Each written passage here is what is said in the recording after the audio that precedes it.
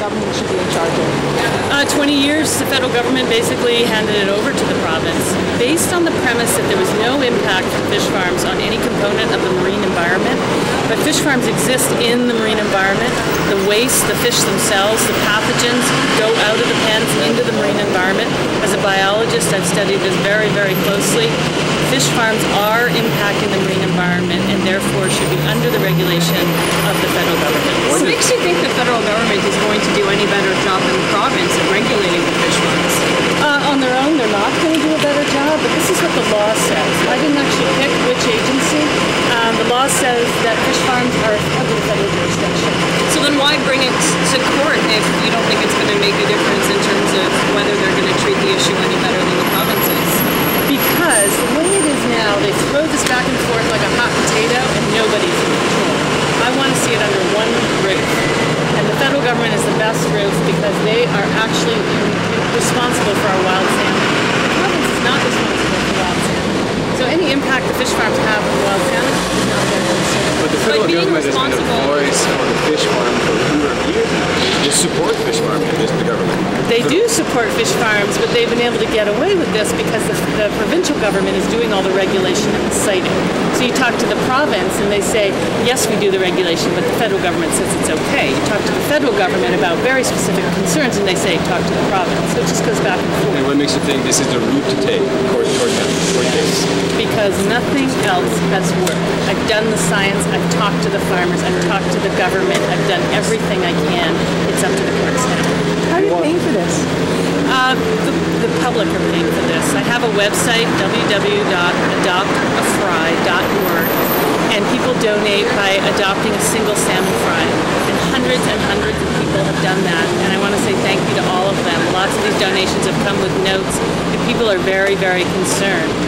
And they should be, because wild salmon are the backbone of this coast. Without them, we lose an enormous amount of energy that's brought into our coastline every year by these fish.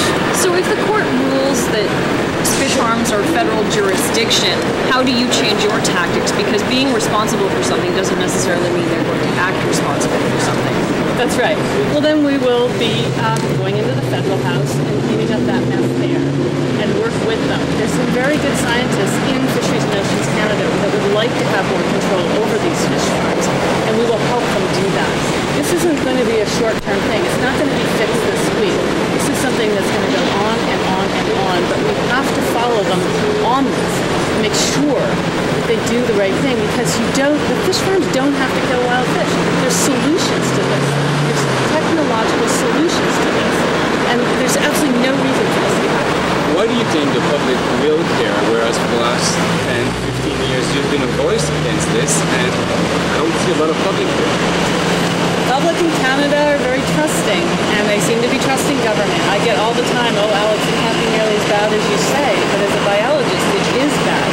But I'd say to the Canadian people, if you want wild salmon, you better be heard right now, because the way it's going right now, we're not going to have wild salmon in 10 years. Are you alone in this battle? I'm not alone in this battle. The Wilderness Tourism Association, who's here today, are with me on it. The Area gill netters, so these are the guys that fish the Fraser stocks, and the Vessel Owners Association, who are seine boat skippers. There's no environmentalists involved. This is tourism, science, and fishermen. What's happening in the Glendale right now? In the Glendale right now, we're seeing the lowest pink salmon stocks we've ever seen.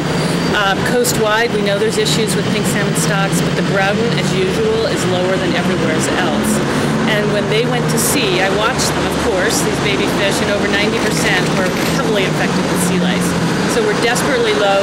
Fish farmers have been trying to deal with this with drugs, and that's not working. The government's probably going to say the weather conditions are the cause, that there's zillions of causes, and none of them are lice. So how does it work that your science and other peer-reviewed science seems to show lice are the problem? How does the government justify what it does or doesn't do? The government is not looking at our science. They're not taking it seriously. They're actually out in the field as well, and I can tell you, their field biologists are seeing the same things we are, the whole problem is in the interpretation that the federal government puts on this. This is a political issue. As far as the scientists are concerned, except for a few outliers, sea lice from fish farms are killing wild salmon, whether you're in Norway, Scotland, Ireland, Eastern Canada, or here. And so have you obviously thought about why the government persists in not regulating the salmon farms any more than they do? I've thought a lot about why the government isn't regulating fish farms in a useful way, and it all goes back to 20 years ago when the federal government gave fish farming to the province. It was on the premise that there's no impact of fish farms on any federal jurisdiction, which is the ocean.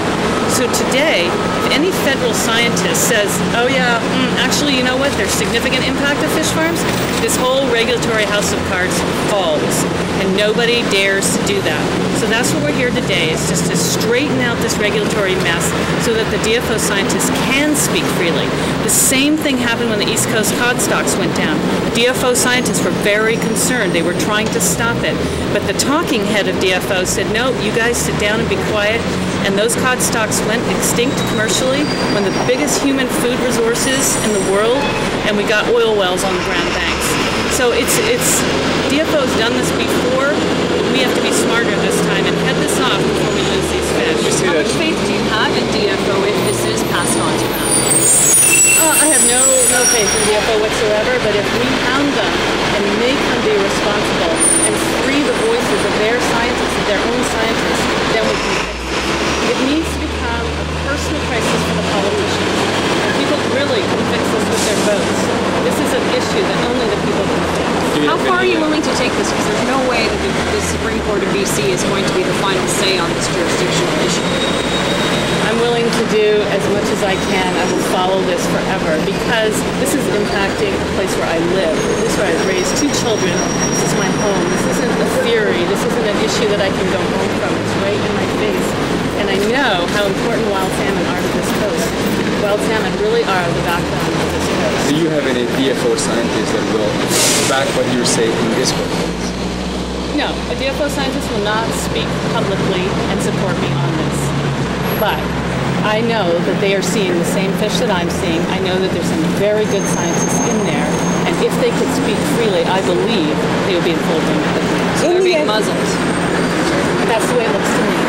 In the end, whatever government ends up being responsible, what is it you want them to do? I want them to remove fish farms from near the rivers. And when they say, where can we go? Really, the only answer is feedlots belong in closed tanks on land, is my thought. There's some work to get them in the water closed, but in any case, it's just an issue of separating the wild fish from the farm fish. Well, that's all we need to do. But they say the issue is money as well. It's going to cost them so much more. That's what they say. They do say that, and when they say it's too expensive for them, I'm saying too expensive for who? Because right now, the BC public are paying an enormous bill. We're going to lose our wild salmon. They feed the forest. They feed a $1.4 billion tourism industry. They are, the soul of this province. That's what we stand to lose. And when the Norwegians decide that fish farming isn't profitable for them, they're going to unhook those anchors and away they go. There's no infrastructure there that's going to remain. And then what will we have? Nothing. Does this hurt the feeling that the public doesn't seem to be behind this? When you talk about the public, this is our salmon. We've been saying this for the last 20 years and it's not working. It doesn't seem to be working. Yeah, the public is very complacent on this issue, and they, as a result, are going to lose these fish unless they are counted and heard and seen. And I agree with you very much on that. But there's nothing I can do to inspire the public more than I have already done. Not all the public is complacent. Hi, Ray. How are you, though? Good. Good.